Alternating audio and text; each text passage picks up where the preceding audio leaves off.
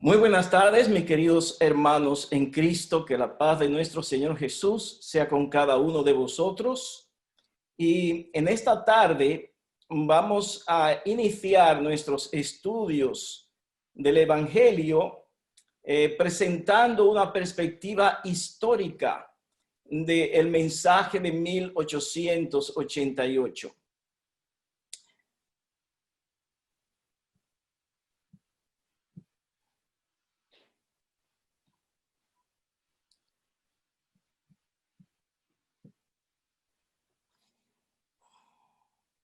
No sé por qué se me sale cuando voy a pasar la siguiente slide. Un momento.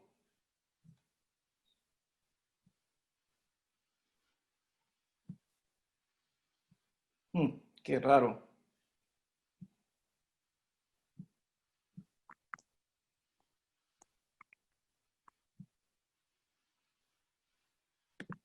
Ok.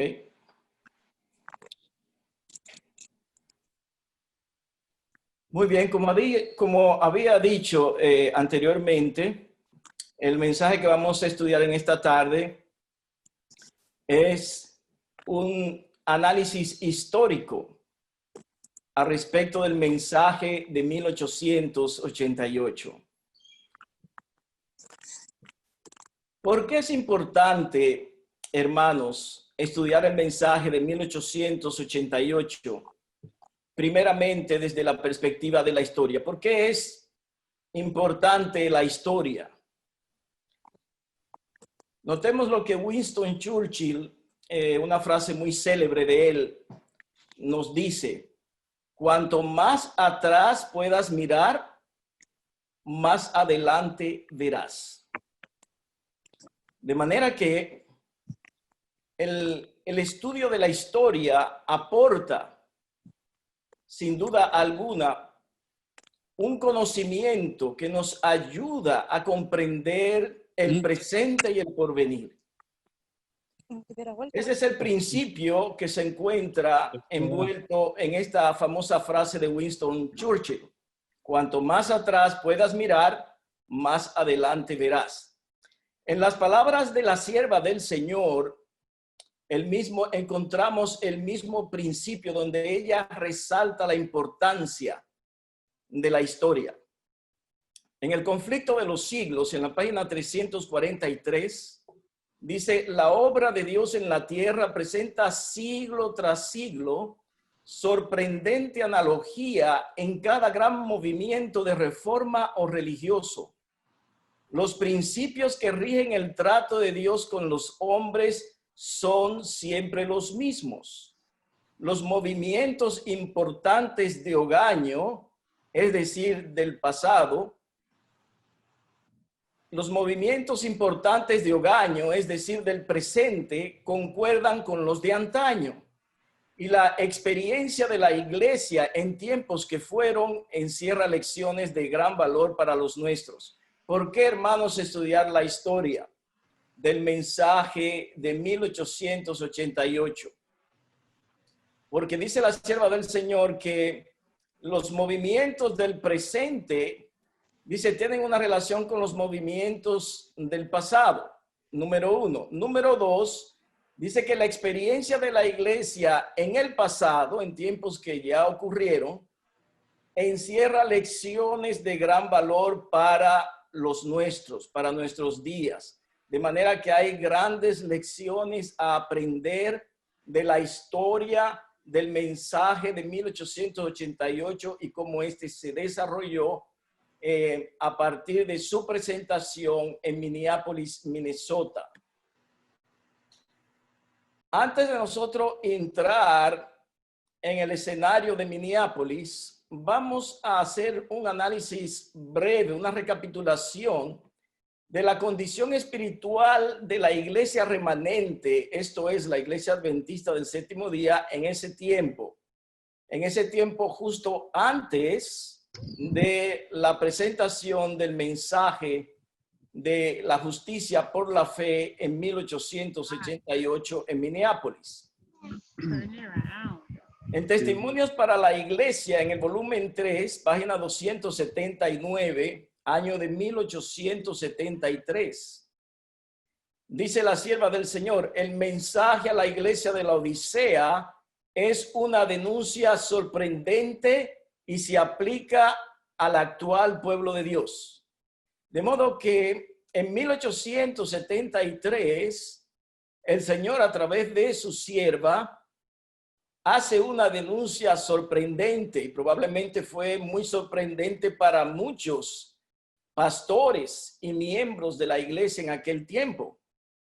Esa denuncia sorprendente consistió en que el mensaje a la iglesia de la Odisea se aplicaba al actual pueblo de Dios, es decir, al pueblo de Dios en aquellos días. Bien, eso no quiere decir que no se aplica en nuestros días también. Pero notemos históricamente el tiempo cuando Dios, a través de su sierva, declara que la iglesia había caído en el estado de tibieza espiritual, en el estado de la Odisea.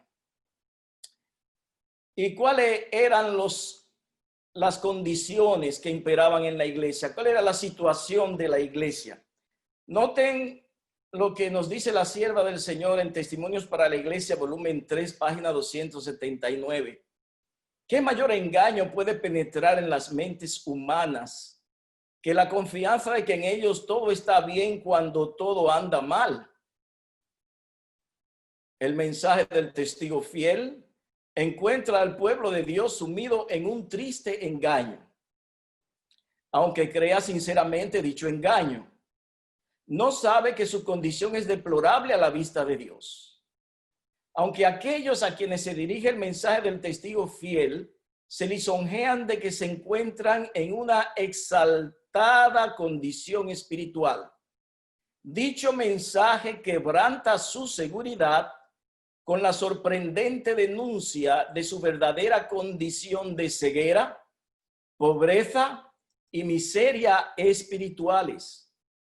Este testimonio tan penetrante y severo no puede ser un error, porque es el testigo fiel el que habla y su testimonio debe ser correcto. De modo que en el año 1873, la sierva del Señor declaró que el mensaje del testigo fiel había encontrado al pueblo de Dios de aquel tiempo sumido en un triste engaño. ¿Y en qué consistía ese triste engaño? ¿En qué consistía? En que todo parecía que andaba bien, que todo estaba bien, que la iglesia estaba en una elevada o exaltada condición espiritual, cuando en realidad todo andaba mal. Dice que la condición a la vista de Dios de la iglesia era deplorable. Y el mensaje del testigo fiel quebrantó esa falsa seguridad de la iglesia, tanto de los dirigentes como de los miembros, con una sorprendente denuncia revelando la condición de la iglesia, la condición espiritual de, número 1, ceguera, número 2, pobreza, y número 3, miseria espirituales. Esa era la condición imperante. Y en el mismo libro, en el siguiente párrafo, Testimonio para la Iglesia, volumen 3, página 279, dice: me lleno de tristeza cuando pienso en nuestra condición como pueblo. El Señor no nos ha cerrado el cielo, pero nuestra propia conducta de permanente apostasía nos ha separado de Dios. Hermanos, y cuando nosotros repasamos esta historia de la iglesia, también debemos hacer aplicaciones a nuestra realidad personal y a nuestra realidad denominacional. De modo que ella, la sierva del Señor, se llenó de tristeza, dice. ¿Por qué se llenó de tristeza la sierva del Señor? Dice, por la condición que imperaba en el pueblo de Dios en ese tiempo. El Señor no nos ha cerrado el cielo, pero nuestra propia conducta de permanente apostasía nos ha separado de Dios. El orgullo, la codicia y el amor al mundo han vivido en el corazón sin temor a la expulsión o a la condenación. Pecados dolorosos cometidos con presunción se manifiestan entre nosotros. Y sin embargo, la opinión general es que la iglesia está floreciendo y que existe paz y prosperidad espiritual en todos sus términos. La iglesia ha dejado de seguir en pos de Cristo, su líder, y está volviéndose firmemente hacia Egipto. Sin embargo, pocos están alarmados o sorprendidos por su falta de poder espiritual. Noten bien lo que sigue. La duda y hasta el descreimiento de los testimonios del Espíritu de Dios están leudando nuestras iglesias por doquiera. Satanás quiere que esto ocurra así. Era plan del diablo. Era plan de Satanás de que en la iglesia cayera en el estado de la Odisea, consecuentemente un estado de apostasía, una condición deplorable. Y la sierva del Señor dice, todavía hay esperanza, el Señor no nos ha cerrado el cielo, pero tenemos un problema. Dice, nuestra propia conducta de permanente apostasía nos ha separado de Dios. De manera que, ¿cómo estaba el pueblo de Dios en 1873? Separado del Señor. ¿Qué imperaba en la iglesia? Orgullo, codicia, amor al mundo. Eso es lo que imperaba y lo que estaba en los corazones del pueblo. Sin el temor, sin temor a la expulsión o la condenación. Inclusive pecados dolorosos se cometían. ¿Y cuál era la opinión general en la iglesia? La iglesia está floreciendo. ¿Será que es esa nuestra experiencia personal? ¿Será que es nuestra experiencia denominacional? La iglesia ha dejado de seguir en pos de Cristo, su líder, y está volviéndose firmemente hacia Egipto, es decir, hacia el mundo. ¿Estamos nosotros siguiendo los pasos de ellos? Duda, descreimiento de los testimonios del espíritu de profecía estaban leudando las iglesias en aquellos tiempos. ¿Qué será hoy? Creemos de todo corazón en el don de profecía que Dios le concedió a su sierva Elena G. de White. Creyeron ellos o creían ellos en los testimonios del espíritu de profecía. Noten que prácticamente muchos no. Tenían dudas y también incredulidad a respecto de los testimonios del espíritu de profecía. En Mensajes Selectos, tomo 1, página 146, la iglesia llega en esta terrible condición espiritual al año 1887. Y noten lo que escribió el espíritu de profecía. ¿Cuál es nuestra condición en este tremendo y solemne tiempo? ¿Cuál era la gran preocupación de Cristo? ¿Cuál era la gran preocupación de su sierva, la profetisa Elena G. de White, la mensajera del Señor? ¿Cuál era la gran preocupación? ¿Cuál es nuestra condición espiritual en este tiempo solemne? ¿Y qué siguió a la pregunta? ¡Ay! ¿Cuánto orgullo prevalece en la iglesia? ¿Cuánta hipocresía? ¿Cuánto engaño? ¿Cuánto amor al vestido? La frivolidad y las diversiones. ¿Cuánto deseo de supremacía? Todos estos pecados han nublado las mentes de modo que no han sido discernidas las cosas eternas. ¿No escudriñaremos las escrituras para que podamos saber dónde estamos en la historia de este mundo? Muy solemne la pregunta. De manera que, ¿cuál es la condición que imperaba en la iglesia y seguía imperando en el año 1887? Reinaba, número uno, el orgullo. en la iglesia. Número 2, la iglesia estaba llena de hipocresía, de engaño, amor al vestido, frivolidad, diversiones y deseo de supremacía. Y todas estas cosas, ¿cómo las catalogó el Señor a través de su sierva? ¿Cómo las catalogó? Dice, todos estos pecados. ¿Y el pecado qué hace? ¿Cuál es el efecto del pecado en la mente humana? El pecado el pecado albergado, el pecado practicado, el pecado acariciado nubla la mente.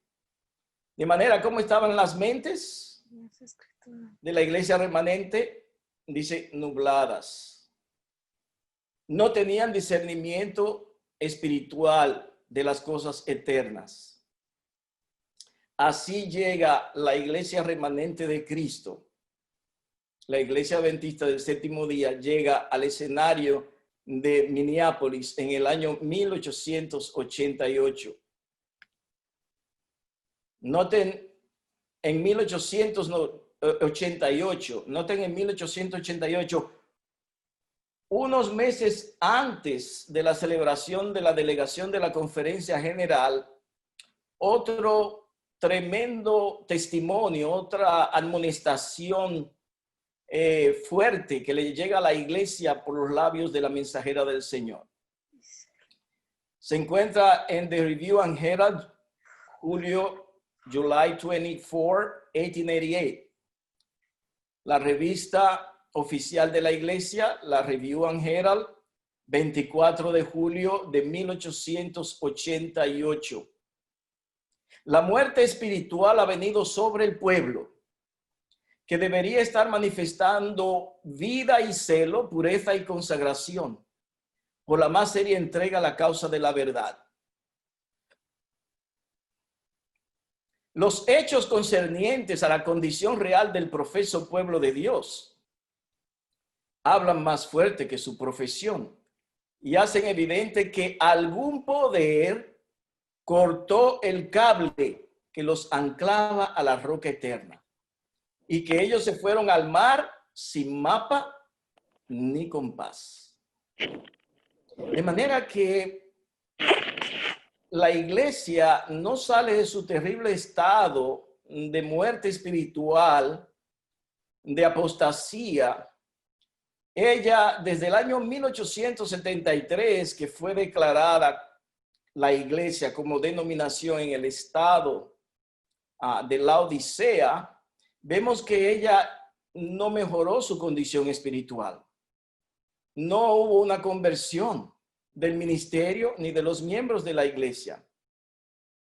Y la iglesia se encuentra prácticamente perdida. La muerte espiritual había venido sobre el pueblo. Noten bien la expresión usada por la sierva del Señor. No dice sobre algunos, dice sobre el pueblo.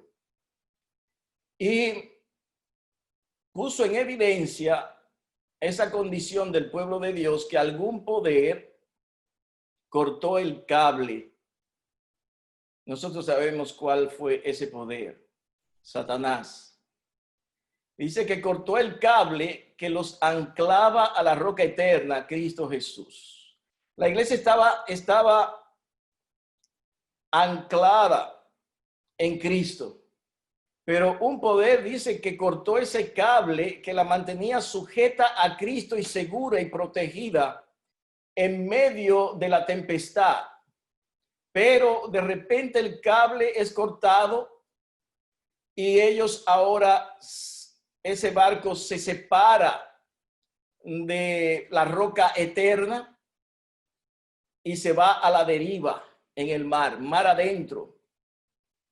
Y se fue, dice, sin mapa ni compás. Esa expresión indica que estaba sin rumbo, que la iglesia estaba perdida.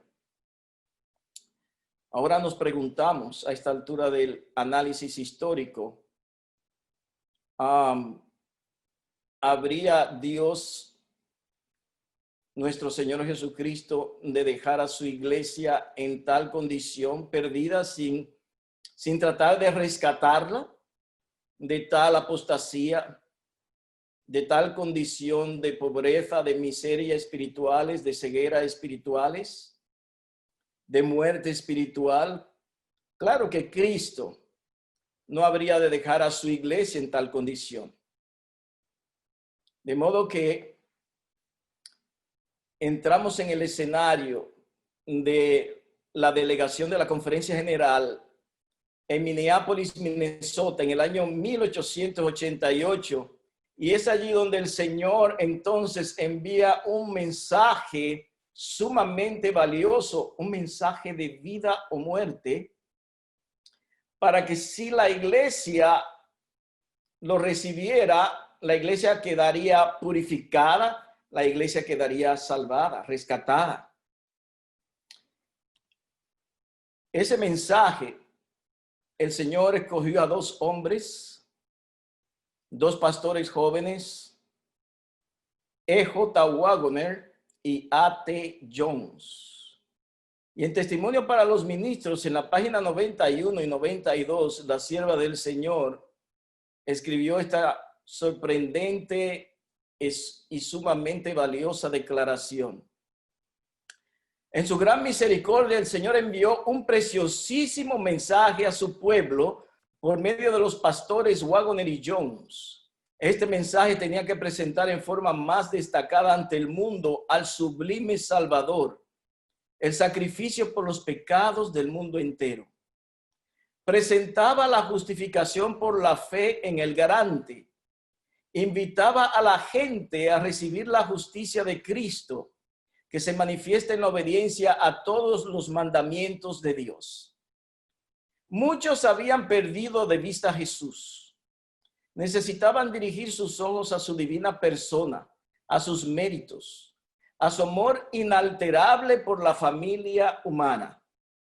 Todo el poder es colocado en sus manos y él puede dispensar ricos dones a los hombres, impartiendo el inapreciable don de su propia justicia al desvalido agente humano. Este es el mensaje que Dios ordenó que fuera dado al mundo.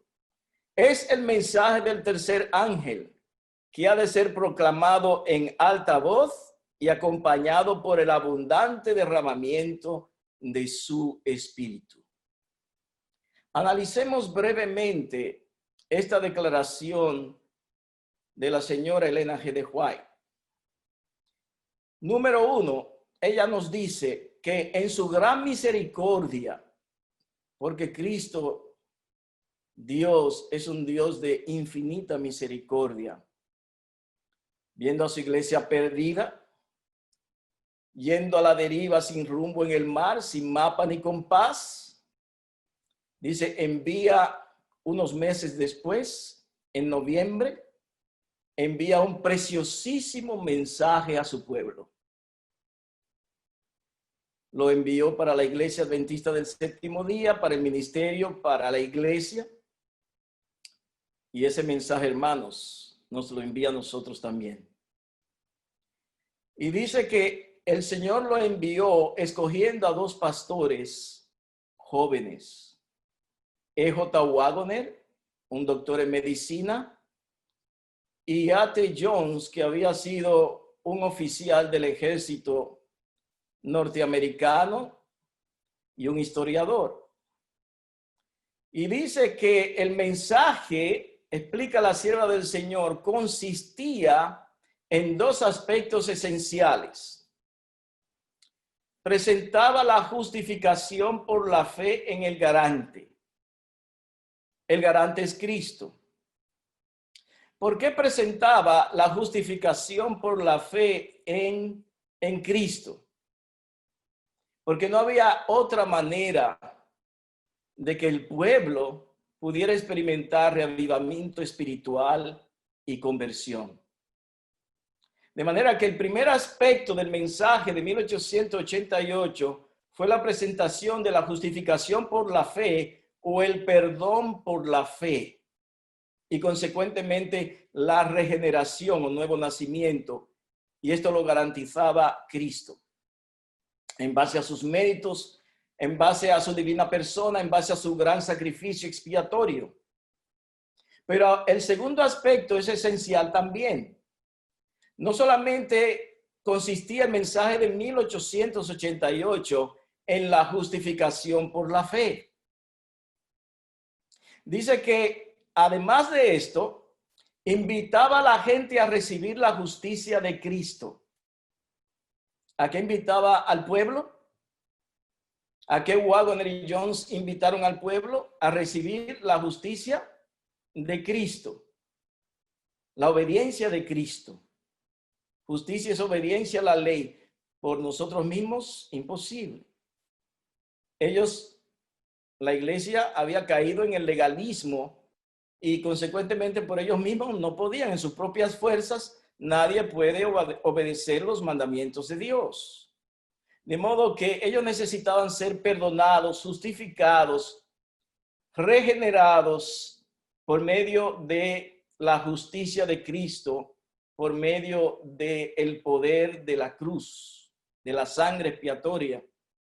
Y entonces ellos iban a ser puestos en un plano en que podrían recibir la invitación, recibir la justicia de Cristo. Y esa justicia de Cristo recibida en el alma habría de producir los frutos apacibles de la justicia, habría de manifestarse en obediencia a todos los mandamientos de Dios. Entonces, noten aquí, hermanos, la naturaleza del mensaje de 1888. El mensaje de 1888 tenía por objeto sanar a la iglesia, perdonar a la iglesia, regenerar a la iglesia, hacerla nacer de nuevo, revivir espiritualmente porque estaba muerta y prepararla para recibir la justicia de Cristo en sus vidas y habría de manifestarse en obediencia a todos los mandamientos de Dios. De manera que, como ustedes pueden ver, hermanos, justicia es obediencia a los mandamientos. Y aquí encontramos en la naturaleza del mensaje de 1888 los dos aspectos esenciales del mensaje de salvación, del mensaje del evangelio: la ley y el evangelio. La fe en Cristo no exime la obediencia, no anula la obediencia. De modo que, ¿cómo podríamos saber si hemos recibido o si la iglesia recibió el mensaje de la justicia de Cristo por la fe? Por medio de los frutos de justicia. De modo que el mensaje de 1888 es un mensaje cuyo fruto es la santidad, la preparación de un pueblo para la lluvia tardía, para la venida de nuestro Señor y Salvador Jesucristo. Y la sierva del Señor nos dice también que este mensaje Dios lo ordenó que sea dado al mundo. Entonces no es un mensaje solo para nosotros, pues el evangelio es poder de Dios para salvación y es un mensaje para todo el mundo. Dios lo ordenó así. Y comenzó allí en 1888 en Minneapolis.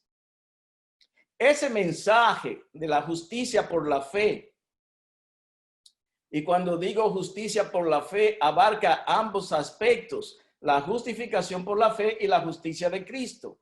Ese mensaje de la justicia por la fe, dice la pluma inspirada que era el mensaje del tercer ángel, no era algo nuevo.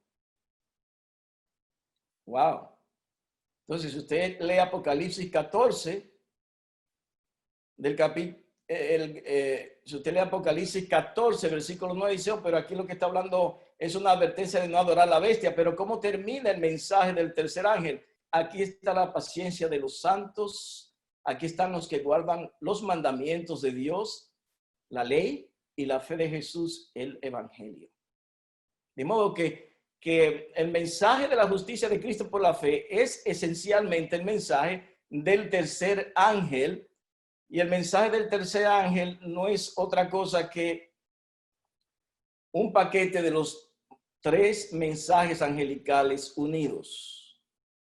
El mensaje del primer ángel, el evangelio eterno; el mensaje del segundo ángel, la caída de Babilonia y el mensaje del tercer ángel, la advertencia en contra de la bestia y su imagen, y consecuentemente eso trae una prueba terrible y traerá una prueba terrible sobre la iglesia de Cristo, sobre cada uno de nosotros, sobre cada uno de nosotros, sobre el fiel que está en la iglesia de la Reforma y aquel que no está en la iglesia de la Reforma. Todo adventista del séptimo día será probado en este asunto. Noten bien otro detalle interesante que dice que es el mensaje del tercer ángel que ha de ser proclamado en alta voz y acompañado por el abundante derramamiento de su espíritu, lluvia tardía. En 1890, en Mensajes Selectos, tomo 1, página 437, aparece la declaración. Dice, varios me han escrito preguntándome si el mensaje de la justificación por la fe es el mensaje del tercer ángel. Y he contestado, es el mensaje del tercer ángel en verdad. De manera que muchos estaban confusos y le escribieron a Elena G. de White que si el mensaje de la justificación por la fe tenía algo que ver con el mensaje del tercer ángel. ¿Y cuál fue la respuesta de la sierva del Señor? Es el mensaje del tercer ángel en verdad. En Mensajes Selectos, tomo 1, página 425, dice, el tiempo de prueba está precisamente delante de nosotros, pues el fuerte pregón del tercer ángel ya ha comenzado en la revelación de la justicia de Cristo, el Redentor que perdona los pecados. Este es el comienzo de la luz del ángel cuya gloria llenará toda la tierra. De manera que la sierva del Señor declaró que el tiempo en 1888, cuando Wagner y Jones presentaron el mensaje de la justicia de Cristo por la fe, o lo mismo que decir, el consejo del testigo fiel a la iglesia de la Odisea, cuando ellos dan y presentan ese consejo de Cristo a su iglesia, dice la sierva del Señor que el tiempo de prueba estaba precisamente delante de ellos. ¿Ya? ¿Por qué? Dice, porque el fuerte pregón, en algunos otros testimonios dice el fuerte clamor, ya en inglés the loud cry, del tercer ángel ya ha comenzado en la revelación de la justicia de Cristo, es decir, en el mensaje de 1888 de la justicia de Cristo por la fe. Y ella dice que en 1888 en Minneapolis comenzó a resplandecer la luz del ángel de Apocalipsis 18 que va a iluminar toda la tierra con su gloria. De modo que nosotros tenemos aquí la naturaleza también revelada, la naturaleza del mensaje de la justicia por la fe, que no era otra cosa que el mensaje del cuarto ángel, ¿ya? El cual se había unido al tercero. Y había hecho que el tercer ángel entrara en la fase de fuerte clamor o de fuerte pregón. De manera que nosotros estamos viviendo en nuestros días en la fase del fuerte clamor del tercer ángel. Y es justamente, dice la sierva del Señor, que viene antes de la prueba. ¿Ya? Antes de la ley dominical. Y eso es lo que estamos viviendo. Fuerte clamor del tercer ángel. Y vendrá luego la prueba. Y dice, este es el comienzo de la luz de aquel ángel, cuya gloria llenará toda la tierra. De modo que podríamos decir que en 1888 comenzaron a caer las gotas de la lluvia tardía. 1888 es el inicio del tiempo de la lluvia tardía. Pero lamentablemente el mensaje había sido profetizado alrededor de más o menos unos cerca de 40 años atrás. El Señor había profetizado que este mensaje de la justicia de Cristo, el mensaje que habría de salvar a la iglesia de la muerte, habría de enfrentar oposición y rechazo. Vamos a verlo. Primero escrito, página 269, contiene la famosa visión del zarandeo. Y allí, en la página 269, noten lo que dice la sierva del Señor, lo que ella vio en visión. Vi que algunos con fe robusta y gritos acongojados clamaban ante Dios. Vi que algunos no participaban en esta obra de acongojada demanda, sino que se mostraban indiferentes y negligentes. Vi ángeles de Dios que se apresuraban a auxiliar a cuantos se empeñaban en resistir con todas sus fuerzas a los ángeles malos y procuraban ayudarse a sí mismos invocando perseverantemente a Dios. Pero nada hicieron sus ángeles por quienes no procuraban ayudarse a sí mismos, y los perdí de vista. Salieron de la visión. De manera que en este primer párrafo de la visión del zarandeo, la sierva del Señor vio dos clases. Primero, vio una clase que tenía fe robusta y que era una clase que estaba clamando a Dios. Por otro lado, se le presenta otra escena. Vio otra clase que ella dice que no participaban en esta obra, sino que se mostraban indiferentes y negligentes. Entonces le podemos llamar la clase de los indiferentes y negligentes.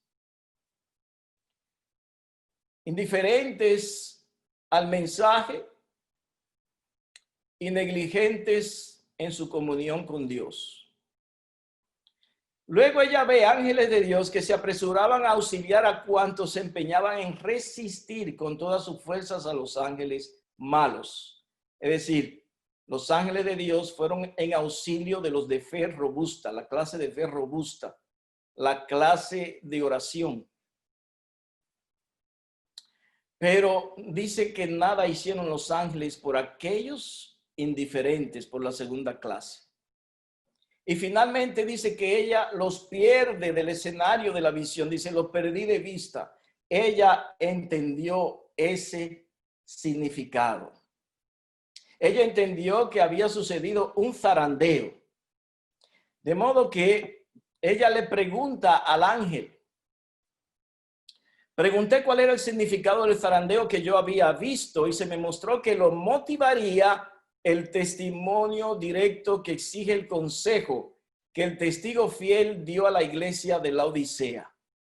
Moverá este consejo el corazón de quien lo reciba y le inducirá a exaltar el estandarte y a difundir la recta verdad. Algunos no soportarán este testimonio directo, sino que se levantarán contra él. Y esto es lo que causará un zarandeo en el pueblo de Dios. De manera que en 1888 comienza el zarandeo del pueblo de Dios.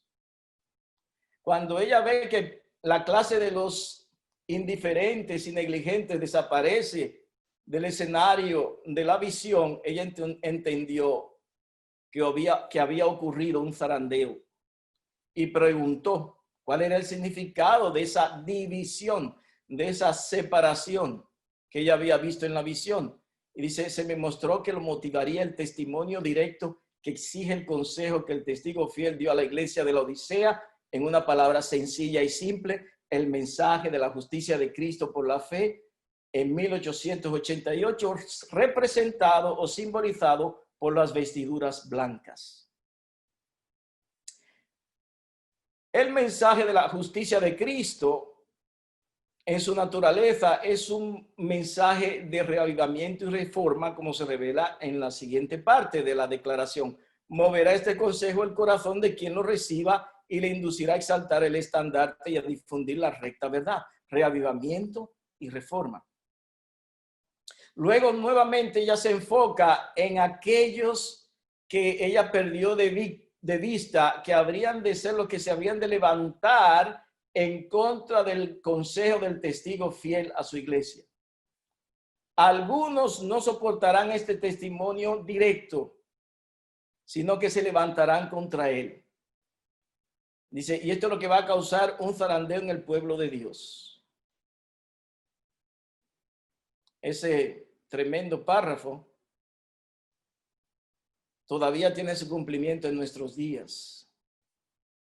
Todavía hay hombres en nuestros días que se levantan en contra del consejo del testigo fiel. Y en el desarrollo de todos los estudios lo veremos con la ayuda del Espíritu Santo. De manera que el efecto del mensaje de Waggoner y Jones, el mensaje de la justicia de Cristo, provoca una sacudidura, un zarandeo, una división espiritual en la iglesia de Dios de aquel tiempo, la iglesia adventista del séptimo día. Ahora, en el tercer párrafo, el cual es muy interesante, noten lo que dice. Vi que el testimonio del testigo fiel había sido escuchado tan solo a medias. El solemne testimonio del cual depende el destino de la iglesia se tuvo en poca estima cuando no se lo menospreció por completo. De manera que el consejo del testigo fiel se tuvo, dice, en poca estima. Fue escuchado tan solo a medias, cuando no se lo menospreció por completo.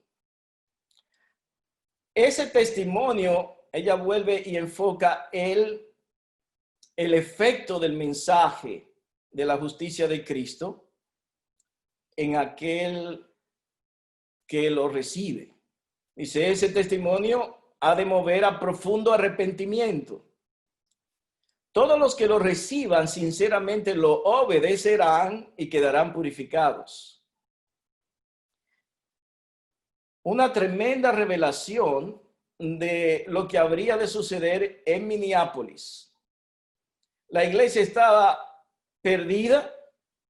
La iglesia había caído en el formalismo religioso, en la apostasía, en la mundanalidad, en el legalismo. Cristo viene en auxilio de su iglesia como buen pastor y envía un preciosísimo mensaje a su pueblo por medio de dos pastores jóvenes, Waggoner y Jones. ¿Y cuál fue el resultado? Ya vimos lo que la sierva del Señor profetizó muchos años antes de 1888, para ser específico, 44 años más o menos, o más de 40 años antes. Ahora, en el año 1924, la Asociación Ministerial de la Iglesia Adventista le pidió al pastor A.G. Daniels, presidente de la Conferencia General, había sido presidente de la Conferencia General, le pidió que quisiera una investigación a la luz de los escritos de la sierva del Señor, un análisis histórico, lo que estamos haciendo nosotros ahora, una evaluación histórica de lo que ocurrió en Minneapolis, lo que ocurrió con el mensaje de 1888 de la justicia de Cristo por la fe. Y A.G. Daniels aceptó, y su libro, su documento de análisis histórico, de investigación en los escritos de Ellen G. White, se convirtió en un pequeño libro el cual el mismo Daniels tituló Cristo, justicia nuestra. De modo que yo le voy a leer algunos parrafitos al respecto de lo que él descubrió en los escritos del Ellen G. White. Primero, en la página 33, él dice, el mensaje de la justicia por la fe fue presentado con claridad y precisión en la conferencia general que tuvo lugar en Minneapolis, Minnesota, en el mes de noviembre de 1888. Únicamente él fue el objeto principal de estudio en la parte religiosa de la conferencia. De modo que él descubrió en los escritos de la sierva del Señor de que el mensaje de la justicia por la fe presentado por Waggoner y Jones no fue un mensaje un tanto oscuro, difuso, confuso, no. Él dice, el mensaje Waggoner y Jones lo presentaron con claridad y precisión. Segundo, él dice que únicamente o exclusivamente el mensaje de la justicia de Cristo fue el objeto principal de estudio en la parte religiosa de la delegación. Ahora, cuando ese mensaje fue presentado por Waggoner y Jones, noten lo que él evidenció en los escritos de la sierva del Señor. El mensaje no fue aceptado enseguida. Aquí me voy a detener antes de continuar leyendo porque necesito explicar que la palabra enseguida no se encuentra en el original inglés. Es una mala traducción. Yo puse entre corchetes lo que realmente aparece en el original inglés y se lee así.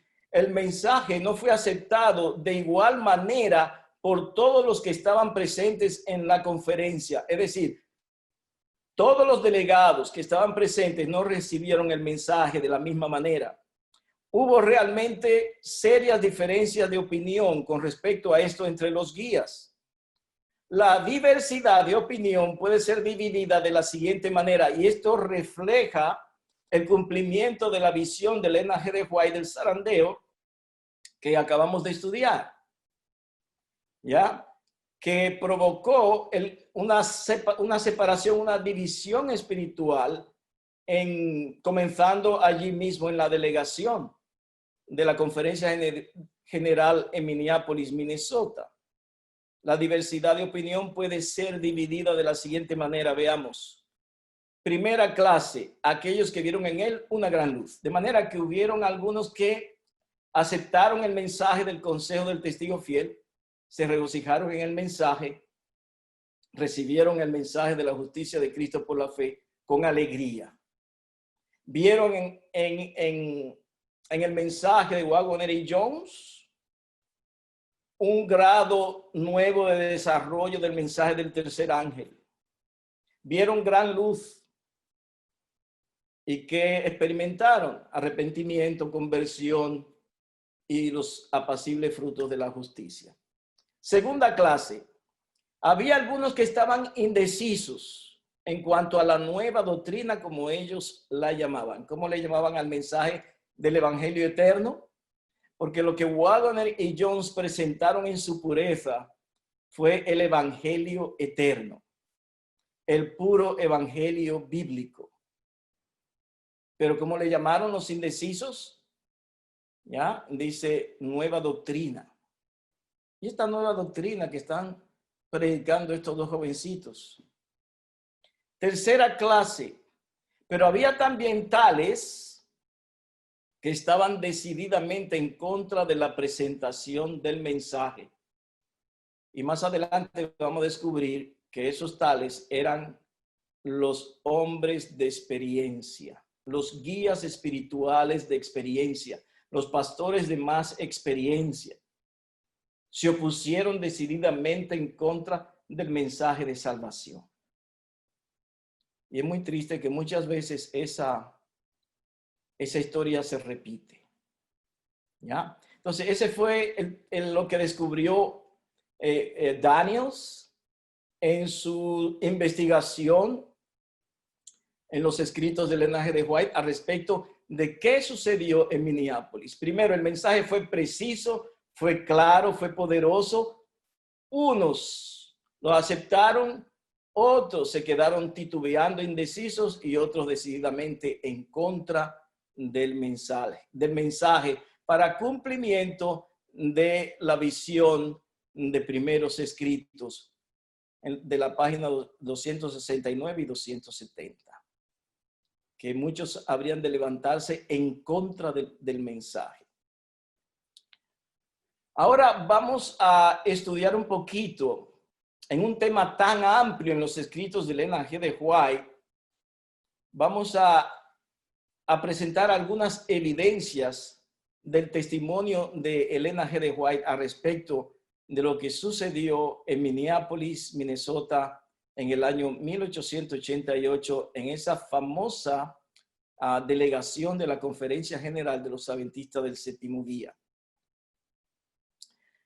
En la revista oficial de la iglesia, la Review and Herald, del 23 de julio de 1889, la sierva del Señor escribió: en cada reunión de la Conferencia General hubieron almas que han aceptado con ansias el precioso mensaje de la justicia. ¿No es algo lindo y hermoso? Hubieron almas que aceptaron el precioso mensaje de la justicia. Agradecemos a Dios que hay almas que reconocen que necesitan algo que no poseen: el oro de la fe y el amor, las vestiduras blancas de la justicia de Cristo y el ungüento de los ojos para el discernimiento espiritual. De manera que hubo una clase de creyentes dentro de la denominación y una clase de pastores, aunque fueron la minoría, que ellos abrazaron el mensaje de la justicia de Cristo por la fe.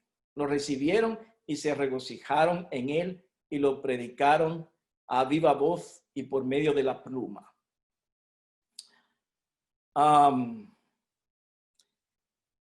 En la Review en General del 18 de marzo de 1890 hay otro testimonio muy interesante que noten bien lo que revela este testimonio de Ellen G. White. Dice, ella misma da testimonio, dice: he viajado de lugar en lugar asistiendo a las reuniones donde el mensaje de la justicia de Cristo era predicado. Consideré un privilegio el estar al lado de mis hermanos, entiéndase, E.J. Wagoner y A.T. Jones, y dar mi testimonio junto al mensaje para este tiempo. ¿Cómo le llamó Ellen G. White al mensaje de la justicia de Cristo? El mensaje para este tiempo. Y vi que el poder de Dios asistía el mensaje donde quiera que era predicado. El Señor reveló su gloria y nosotros sentimos las impresiones profundas de su espíritu. Donde quiera el mensaje condujo a la confesión, donde quiera el mensaje condujo a la confesión del pecado y al abandono de la iniquidad. De manera que algunos han inclusive sugerido, algunos han sugerido de que el mensaje de Wagoner y Jones era un mensaje un tanto, en algunos aspectos, diferente al mensaje de Ellen G. White. Pero noten bien dos cosas que quiero enfatizar hasta aquí. Primero, el mensaje era de Dios, el mensaje de Wagoner y Jones. Así lo endosó, lo selló la sierva del Señor. Y número dos, el mensaje de Ellen G. White y el mensaje de A.T. Jones y de Wagoner no era un mensaje diferente. Ella lo apoyó al 100%. Ella se animó tanto, se regocijó tanto en los mensajes de Wagoner y Jones, que ella iba viajando de lugar en lugar, asistiendo donde quiera que ellos estaban predicando el mensaje de la justicia de Cristo y se unía a ellos y daba su testimonio. Y ella vio y testificó el poder de Dios que asistía el mensaje donde quiera que era predicado. Y nuevamente ella revela el fruto del mensaje. El fruto no era fanatismo. Noten bien, el mensaje de Waggoner y Jones no condujo a fanatismo, condujo a una sana experiencia cristiana, a una profunda experiencia religiosa. Donde quiera el mensaje, donde quiera el mensaje de la justicia de Cristo era predicado, condujo a la confesión del pecado y al abandono de la iniquidad. De manera que el mensaje de la cruz de 1888, el verdadero evangelio, produjo los frutos apacibles de la justicia, los frutos de la obediencia a todos los mandamientos de Dios, en todos aquellos que lo recibieron y se regocijaron en él. Y esas son lecciones para nosotros. En cada uno de estos párrafos históricos, nosotros podemos y debemos extraer lecciones de gran valor para nuestra experiencia actual. En la Review and Herald del 11 de marzo de 1890, ella revela que la clase de los indecisos, como le llamó Daniels, esa clase de los indecisos, o la clase de los indiferentes y negligentes, como está escrito en Primeros Escritos, páginas 269 y 270, era una gran mayoría. Dice, por casi 2 años hemos estado exhortando al pueblo a llegarse a aceptar la luz y la verdad concerniente a la justicia de Cristo. Y ellos no saben si se allegan y apropian de esta preciosa verdad o no. Están presos en sus propias ideas, no dejan entrar al Salvador. Muy triste. De manera que noten bien como ella dice, por casi 2 años hemos, de manera que ella se une a Waggoner y Jones, hemos estado exhortando al pueblo por casi 2 años. ¿Y el pueblo cómo se encontraba? Preso en sus propias ideas, vacilante. ¿Y dónde estaba Cristo?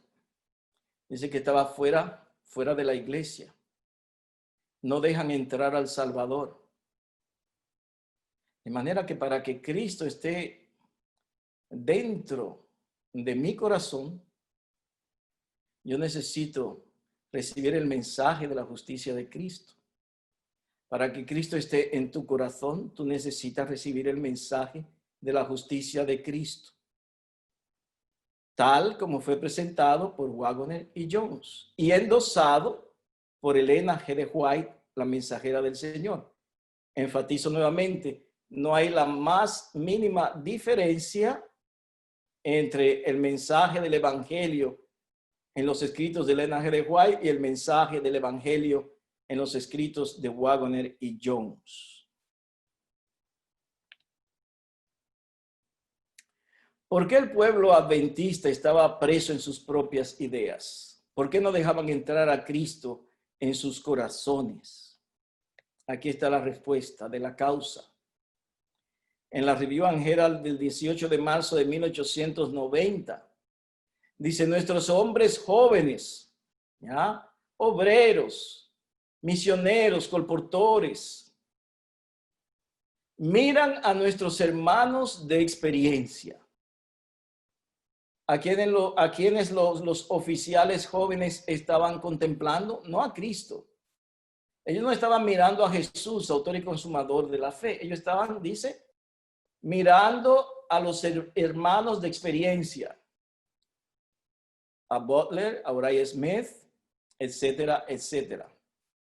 Y como ven que ellos no aceptan el mensaje, sino que lo tratan como si no fuera de importancia, influencia a todos aquellos que son ignorantes de las Escrituras a rechazar la luz.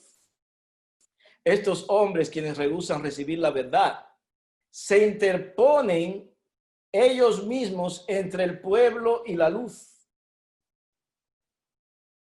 Quizás eso esté ocurriendo todavía en nuestros días. Por eso nuestro deber es mirar a Jesús. ¿Cómo miramos a Jesús? Escudriñando la Biblia y que Él nos hable a través de su palabra. Escudriñando los testimonios y que Él nos hable a través del espíritu de profecía. Y orarle al Señor que nos conceda su maestro de justicia. Tu maestro, mi maestro, no debe ser el pastor de experiencia. Tu maestro, mi maestro, debe ser el Espíritu Santo. Para evitar de que hombres de influencia y de experiencia puedan evitar que yo reciba el mensaje en todo su esplendor, en toda su profundidad. Porque digan, no, eso no está bien así. No, aquello no está bien así. No es así. Ten cuidado. ¿Ya? La historia, hermano, se repite. Por eso es que la historia de Minneapolis encierra lecciones de gran valor para nuestros días, para nuestra iglesia, para nosotros como cristianos. ¿Ya? No debemos permitir que nadie interfiera con la luz del Señor.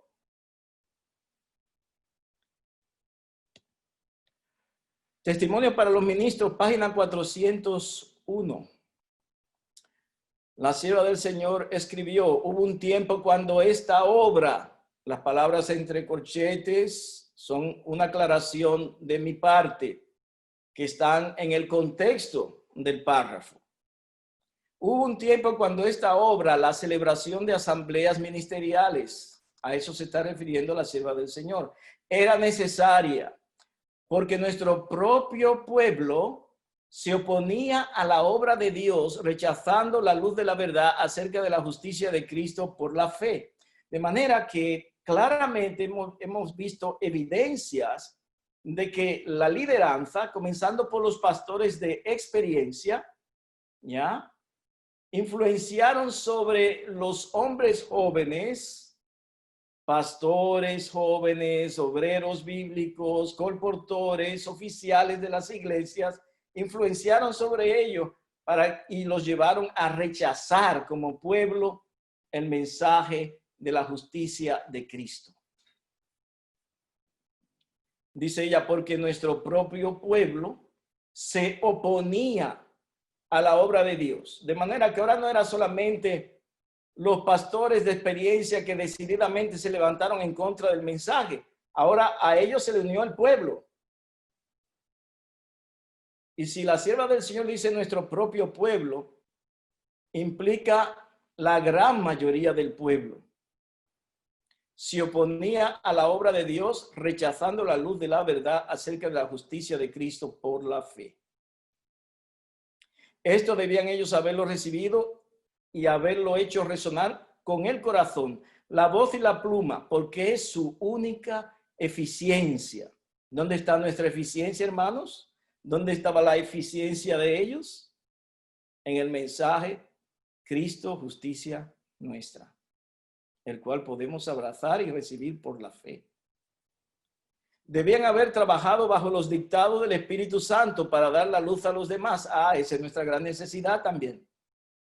Necesitamos trabajar bajo los dictados del Maestro de Justicia, el Espíritu Santo, para que podamos dar una luz clara, una luz nítida, ¿no? Una luz preciosa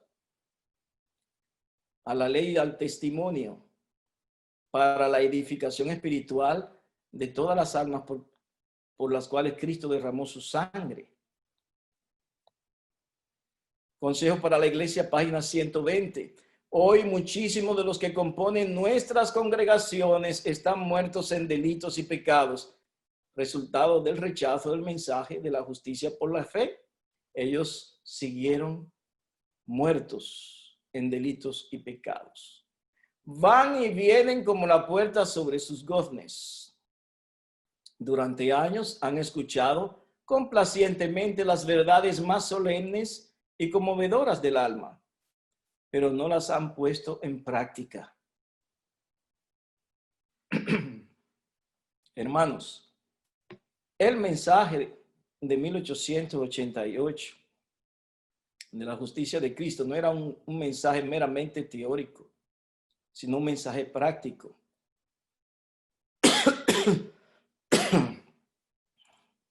Un mensaje práctico en todos sus aspectos. Dice luego,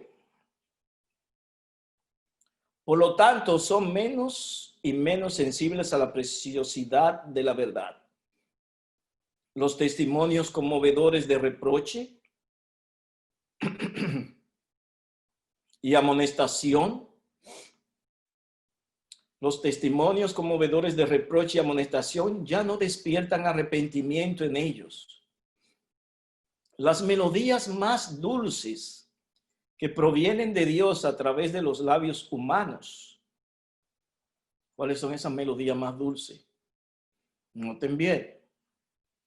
El mensaje de 1888 de la justicia de Cristo por la fe. La sierva del Señor enfatiza dos aspectos esenciales de ese mensaje. Primero, la justificación por la fe. Segundo, la justicia de Cristo. Esas son las dos melodías más dulces que pueden provenir de labios humanos. Entonces, nuestro mensaje no debe ser un mensaje desbalanceado, donde solo tenemos una melodía y solo sabemos cantar en una melodía y predicar solo en una melodía. La justificación por la fe. Y enfatizamos la justificación por la fe. Pero luego, ¿qué al respecto de la justicia de Cristo? Solo la mencionamos de pasada. Ese no es el mensaje de 1888. El mensaje de 1888 tenía tiene dos melodías. La primera melodía fundamental, la justificación por la fe. La segunda melodía, no menos esencial, la justicia de Cristo. En otra palabra técnica, teológica, usada por la sierva del Señor, la justificación por la fe, justicia imputada. La justicia de Cristo, justicia impartida. Esas dos melodías recibidas en el alma, dice que arrancan respuesta de amor y gratitud.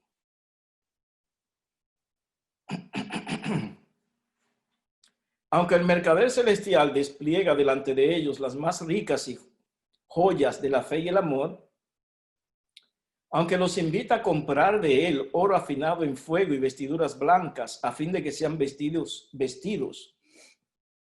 y colirio a fin de que vean, endurecen sus corazones contra él y no cambian su tibieza por el amor y el celo. Eso estaba sucediendo en la iglesia en aquel tiempo específico y sigue sucediendo en nuestros días. Aunque profesan tener piedad, niegan el poder de ella. Si continúan en este estado, Dios los rechazará. Se están incapacitando para ser miembros de su familia, hijos del Rey Celestial.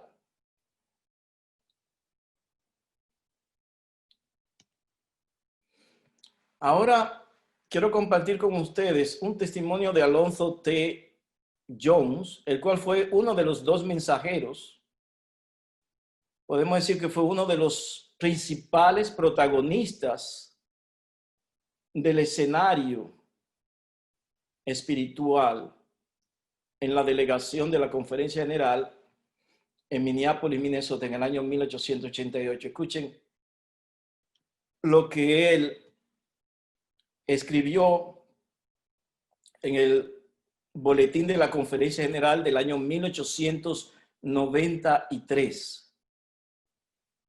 Un trozo, este párrafo es una parte de su exposición, de su presentación, de su predicación. Y esto ocurre, el escenario es la delegación de la Conferencia General de 1893.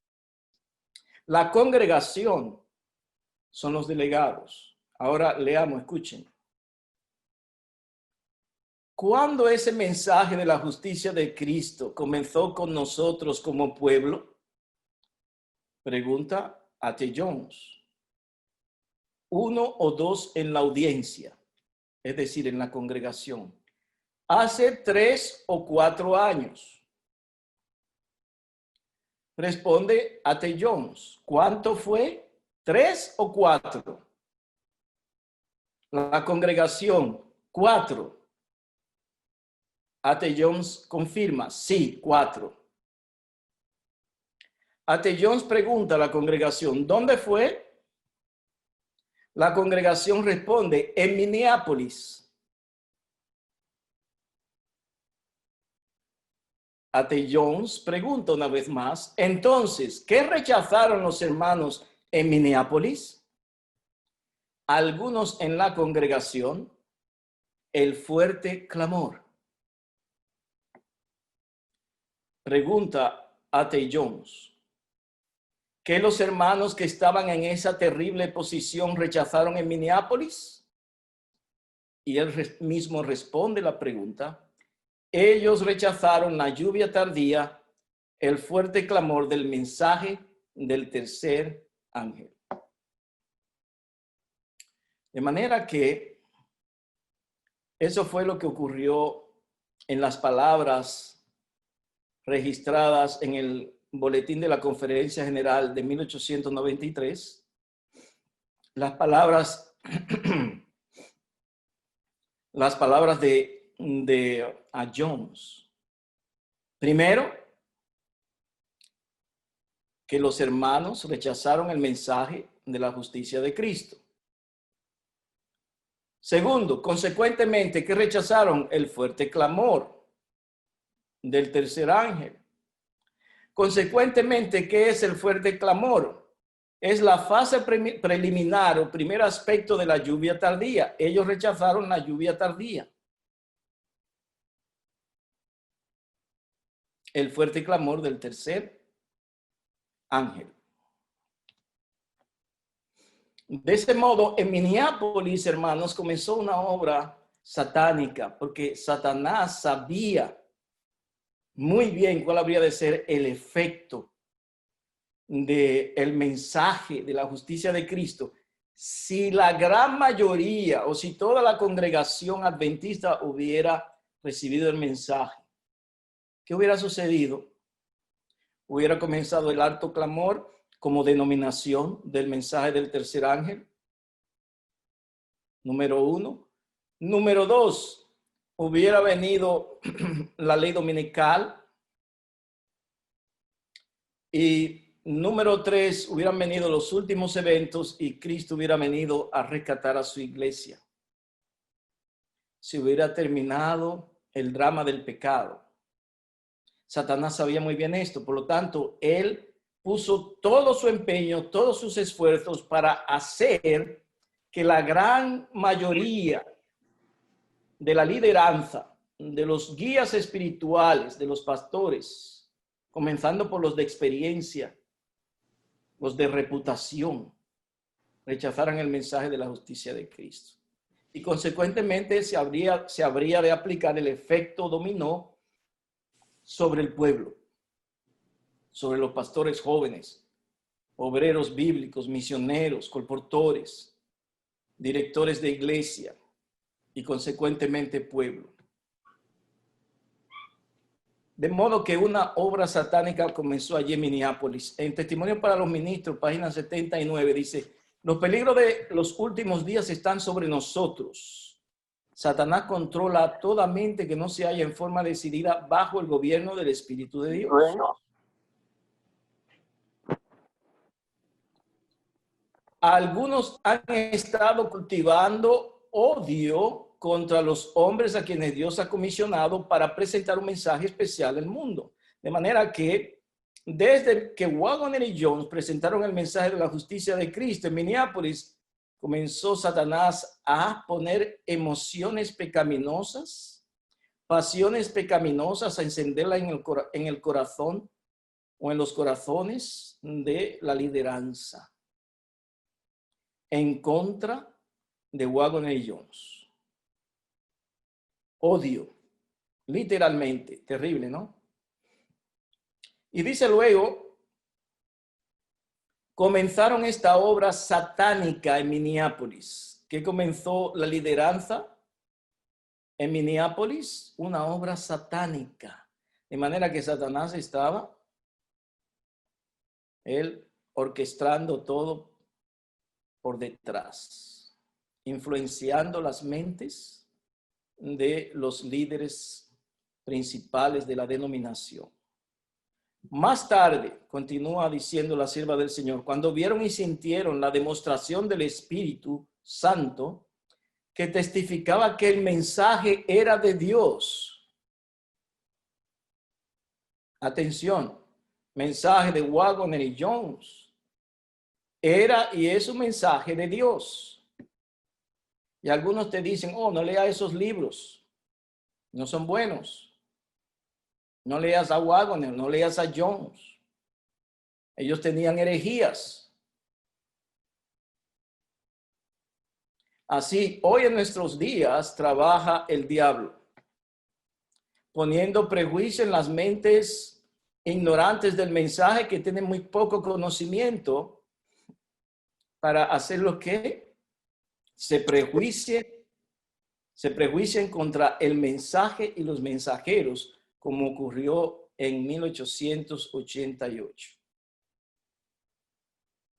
Más tarde, cuando vieron y sintieron la demostración del Espíritu Santo, que testificaba que el mensaje era de Dios, lo odiaron aún más. Increíble. ¿Hasta dónde puede llegar el hombre influenciado por Satanás? Porque era un testimonio contra ellos. No quisieron humillar sus corazones para arrepentirse, para dar gloria a Dios y reivindicar la justicia.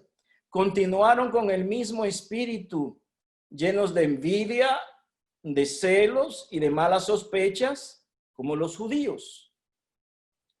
Abrieron sus corazones al enemigo de Dios y del hombre, es decir, a Satanás. Sin embargo, ahora noten el sin embargo, estos hombres han estado ocupando puestos de confianza y han estado modelando la obra a su propia semejanza hasta el punto en que les fue posible. Terrible, ¿no? ¿Guiados por quién? Por Satanás. ¿Bajo la influencia de quién? De Satanás. ¿Puede eso otra vez repetirse? Respóndase usted mismo.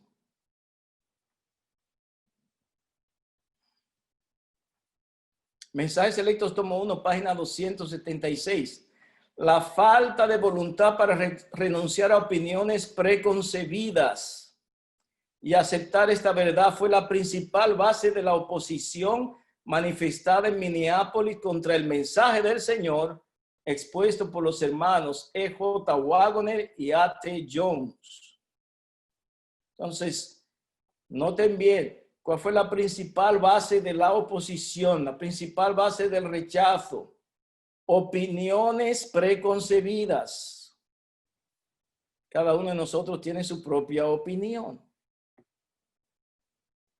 Pero esa opinión que tenemos, esa idea teológica que tenemos, debemos someterla a un claro así dice el Señor, a la ley y al testimonio, a ver si pasa por el fuego del escudriñamiento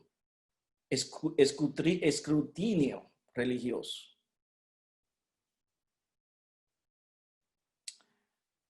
Suscitando esa oposición, Satanás tuvo éxito en impedir que fluyera hacia nuestros hermanos en gran medida el poder especial del Espíritu Santo que Dios anhelaba impartirles. Mensaje de la justicia de Cristo está íntimamente relacionado con el poder especial del Espíritu Santo, la lluvia tardía. Le llamo las gotas, las primeras gotas de la lluvia tardía. El mensaje de la justicia de Cristo es el comienzo de la luz, el comienzo de la gloria de aquel otro ángel que va a iluminar al mundo. El enemigo les impidió que obtuvieran esa eficiencia que pudiera haber sido suya para llevar la verdad al mundo. ¿Qué necesitamos? El poder especial del Espíritu Santo para llevar esta verdad al mundo. En nosotros mismos es imposible. Tal como los apóstoles la proclamaron después del día de Pentecostés. Fue resistida la luz que ha de alumbrar a toda la tierra con su gloria. Y en gran medida ha sido mantenida lejos del mundo y de muchos miembros de la iglesia por el proceder de nuestros propios hermanos. ¿Ya? Entonces, hasta aquí en nuestro análisis histórico, resulta sumamente claro de que la luz fue resistida. El mensaje del consejo del testigo fiel a la iglesia de la Odisea o el mensaje de la justicia de Cristo, simbolizado por las vestiduras blancas, fue abiertamente rechazado, completamente rechazado. De modo que Satanás tuvo éxito para crear un estado de cosas en la iglesia en contra del mensaje del tercer ángel. Notemos la siguiente declaración de la sierva del Señor. Evangelismo, página 171. Satanás ha ideado un estado de cosas por el cual la proclamación del mensaje por el cual la proclamación del mensaje del tercer ángel será detenida. Eso es profecía. Debemos precavernos de sus planes y métodos. No debe suavizarse el tono de la verdad. No debe disimularse el mensaje para este tiempo. El mensaje del tercer ángel debe ser fortalecido y confirmado. ¿Cómo? El capítulo 18 de Apocalipsis revela la importancia de presentar la verdad no en términos mesurados, sino con valentía y poder. Ha habido demasiados rodeos en la proclamación del mensaje del tercer ángel. El mensaje no ha sido dado tan clara y distintamente como debiera haber sido proclamado. De manera que con el rechazo, Satanás creó un estado de cosas en la iglesia para que el mensaje del tercer ángel fuera frenado. ¿Ya?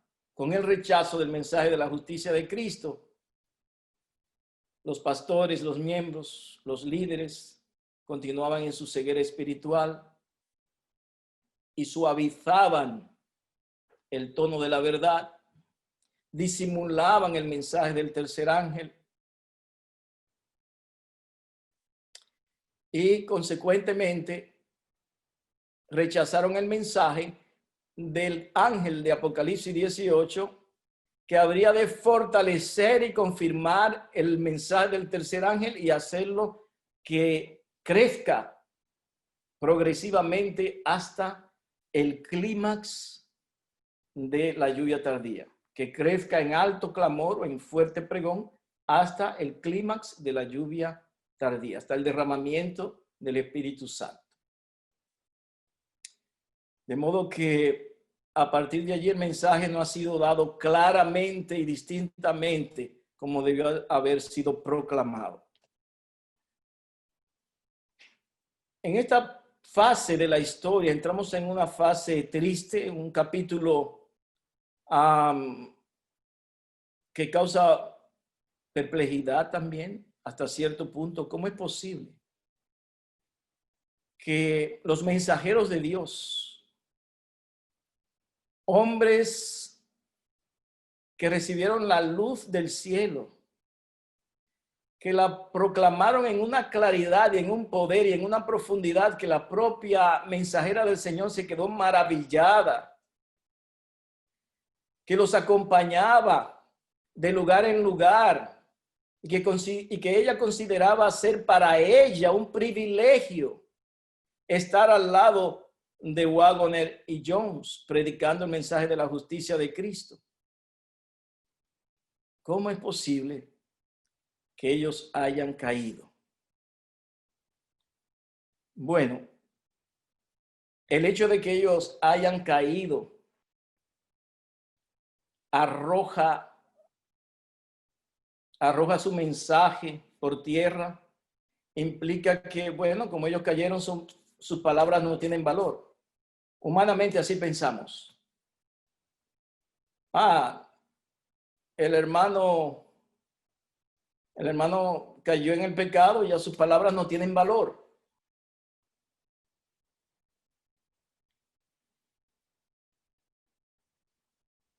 No importa que su mensaje haya sido verdadero, ya no importa, ya no queremos saber de Waggoner y Jones, no queremos saber de sus escritos. ¿Será que esa posición es correcta? Despreciar a los mensajeros por su pecado, rechazar y menospreciar y minimizar el valor de sus escritos porque ellos cayeron en el pecado, porque se apartaron. Vamos a ver lo que nos dice la sierva del Señor. Presten bien atención a estas declaraciones de la pluma inspirada. La caída de Waggoner y Jones destruyó el mensaje presentado en 1888. No debemos leer sus artículos y libros que exponen el mensaje de 1888 porque ellos cayeron en pecado. A todas esas preguntas que hemos levantado le vamos a dar respuesta ahora.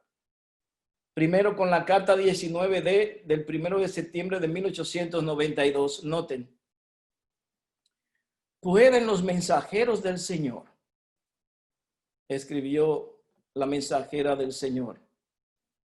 Después de permanecer valientemente por la verdad para este tiempo, caer bajo la tentación y deshonrar a aquel que les ha dado su obra. ¿Será eso prueba de que el mensaje no es verdadero? Respuesta: no, porque la Biblia es verdad. Y a continuación ella cita Isaías 8:20, que no lo sabemos de memoria: a la ley y al testimonio, si alguno hablare no en conformidad con esto, es porque no le ha amanecido. El pecado de parte del mensajero de Dios causaría que Satanás se regocije. Esa es una verdad. Cayeron ellos, Satanás se regocijó. Segundo, y aquellos que han rechazado al mensajero y al mensaje triunfarían. Pero noten cómo termina el párrafo. Pero de ninguna manera absolvería a los hombres que son culpables de rechazar el mensaje de verdad enviado de Dios. De modo que vamos a detenernos un poquito y a reflexionar sobre esta declaración de la sierva del Señor. Dice, puede ser que ellos caigan antes de su caída. Ella escribió esto. Puede ser que los mensajeros caigan. ¿Por qué? Porque eran humanos. Dice, después que permanecieron valientemente por la verdad para este tiempo, puede ser que caigan bajo la tentación y deshonren a Cristo, aquel que les dio su obra. ¿Será eso prueba de que el mensaje no es verdadero? No, porque la Biblia es verdad. ¿Cuál es la implicación? Primero, que el hecho de que ellos cayeran no habría de negar ni deshacer el valor del mensaje que ellos presentaron.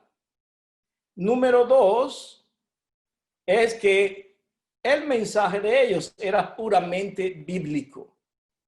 No, porque la Biblia es verdad. Esa es la implicación. No, porque ellos están fundados en su mensaje completamente en la Biblia, en la verdad bíblica, lo cual yo endoso y doy testimonio de que ellos se fundamentaron en la verdad. De modo que no tenemos excusa para nosotros despreciar, menospreciar el mensaje de 1888. ¿Dónde se encuentra el mensaje de 1888? No piensen, hermanos, que el mensaje de 1888 se encuentra exclusivamente, únicamente y claramente en los escritos de Elena G. de White. No. Acuérdense que Dios escogió 2 hombres falibles y los hizo sus mensajeros. Ella los endosó a esos hombres. Dice, esos hombres son los mensajeros de Dios. Esos hombres traen un mensaje de Dios. Ahora pregunto, ¿dónde está ese mensaje? En los escritos de Waggoner y Jones, en artículos de revistas, en los boletines de la Conferencia General de aquella época y en los libros que ellos escribieron. Ahí están el mensaje. ¿Ya? De manera que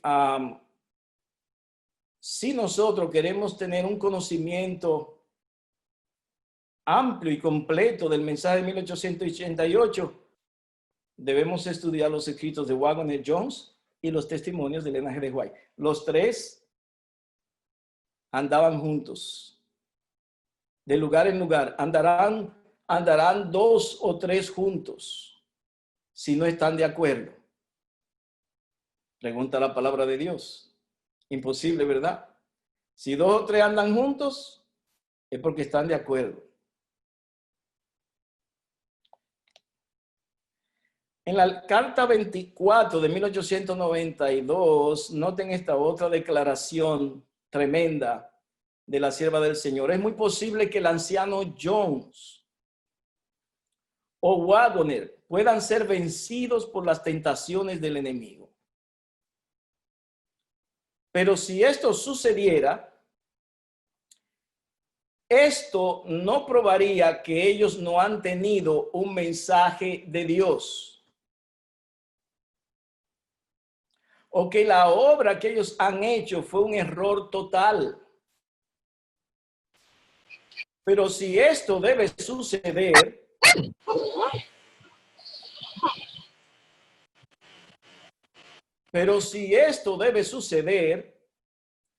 ¿cuántos tomarían esta posición y entrarían en un engaño fatal porque ellos no están bajo el control del Espíritu de Dios? Entonces, Waggoner y Jones cayeron después del año 1892 y se apartaron de la denominación. Y dice la sierva del Señor que ese hecho no evidencia, no prueba que ellos no tuvieron un mensaje de Dios, de que ellos en su momento no predicaron el mensaje de Dios para este tiempo. Dice que muchos toman esa posición, pero al tomar esa posición, todo el que toma esa posición dice, oh no, Waggoner y Jones, no lo lean, no necesitamos estudiar los libros de Waggoner y Jones. Dice, entrarían en un engaño fatal. Entonces no debemos menospreciar la luz, porque en sus libros está la luz del cuarto ángel, así como también en los testimonios de Elena G. de White. En conclusión, hermanos, de este análisis histórico de lo sucedido en Minneapolis en el año 1888, Vamos a dar una breve recapitulación a las causas que provocaron que Cristo enviara ese mensaje preciosísimo, el mensaje de la justicia de Cristo. Primero, la condición de apostasía, de muerte espiritual, de formalismo religioso, de mundanalidad, la condición legalista que imperaba en la iglesia adventista en aquella época. Número 2, el mensaje del tercer ángel había perdido su fuerza, había perdido su poder. Como estudiamos, lo estaban presentando de una manera suave, confusa. No estaban dando un mensaje directo, claro. Número 3, el ministerio. El ministerio había caído en un legalismo religioso. Los líderes que debían haber llevado al pueblo a un reavivamiento, una reforma, una experiencia con Jesús, eran legalistas en su gran mayoría. Por eso Dios les envía y nos envía a nosotros un mensaje de salvación. Primero, Dios escogió por su gracia, porque toda elección es por la gracia, 2 pastores jóvenes, como ya evidenciamos, para ser los mensajeros del mensaje de la justicia de Cristo por la fe.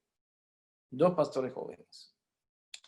Número 2, presentaron el mensaje de Dios al ministerio en la delegación de la Conferencia General en Minneapolis, Minnesota, en el año 1888.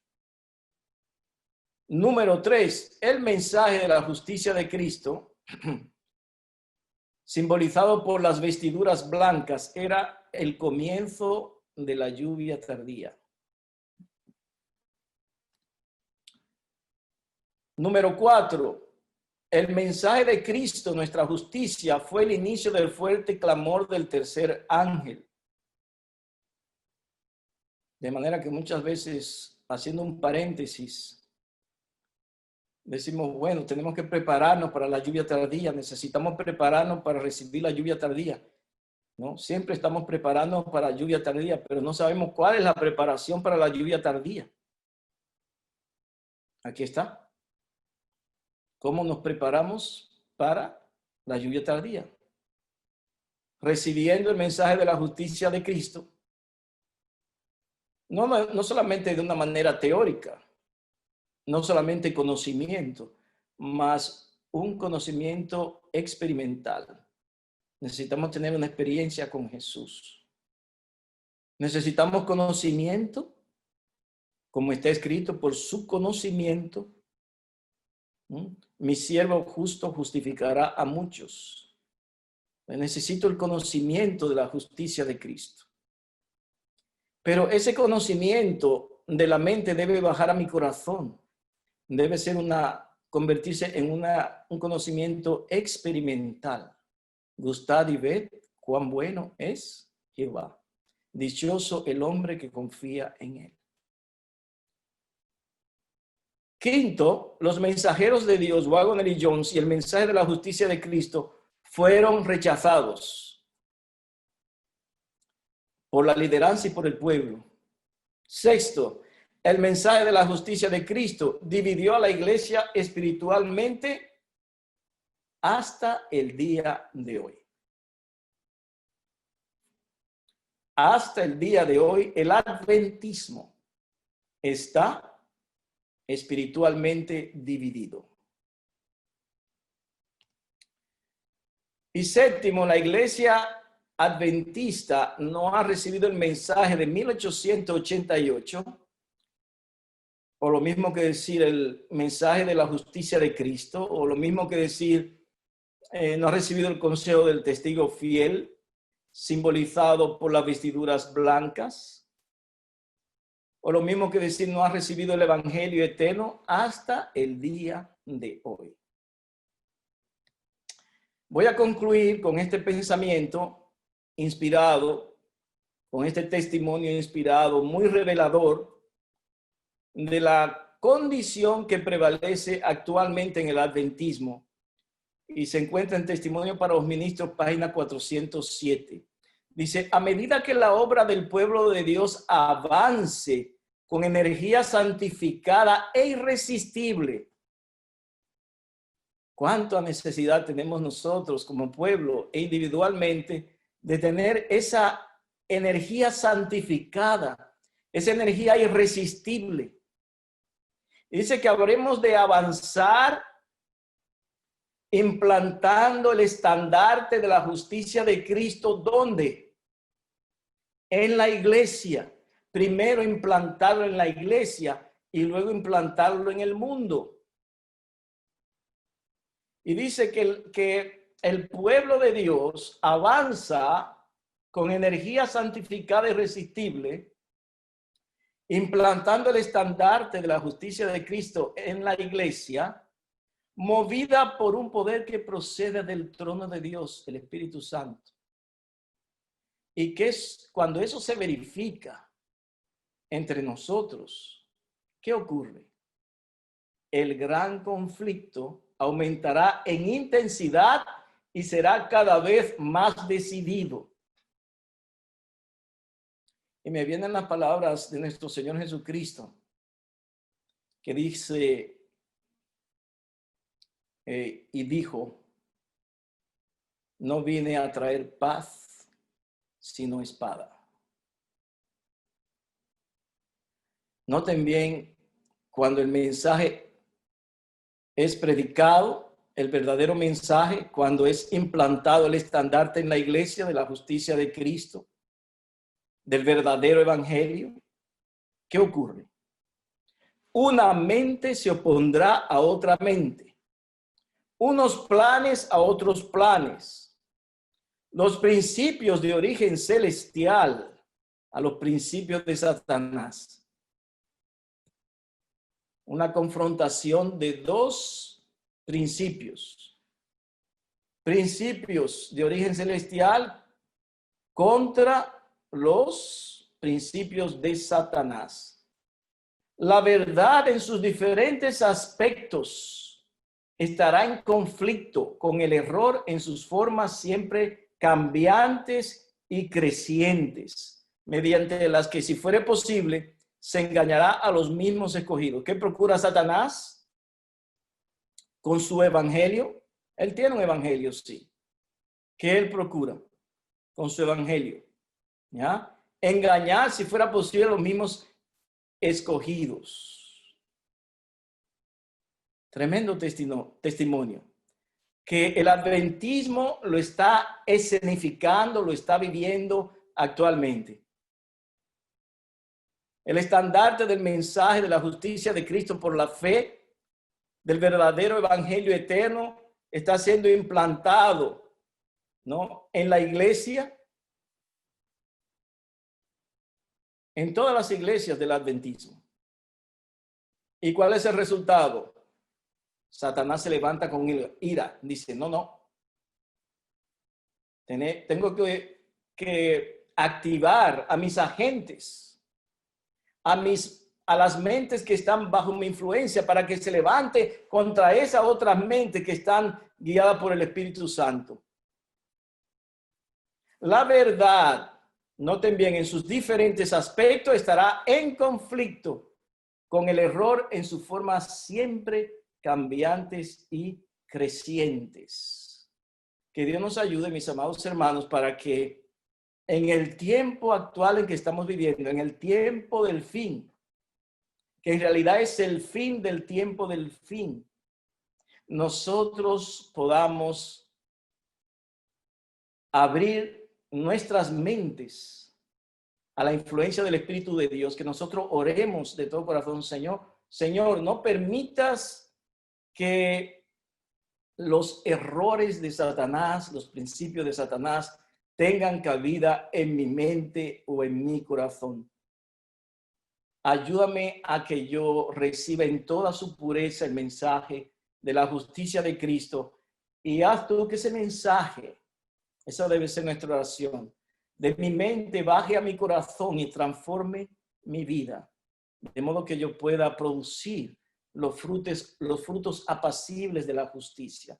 De modo que recibiendo la justicia de Cristo por la fe, yo a cada día esté recibiendo las gotas de la lluvia tardía. El mensaje del tercer ángel crezca en mí, se desarrolle en un alto clamor que será luego coronado con el bautismo del Espíritu Santo, como sucedió en Pentecostés. Seamos bautizados de poder de lo alto, seamos bautizados con la lluvia tardía. Ese es mi deseo para ti y para mí y para todos aquellos que están con hambre y sed de justicia, que desean conocer la verdad para este tiempo. Recordemos que ¿qué es lo que fue? Lo mismo que será. ¿Qué es lo que ha sido hecho? Lo mismo que se hará. No hay nada nuevo debajo del sol. Amén.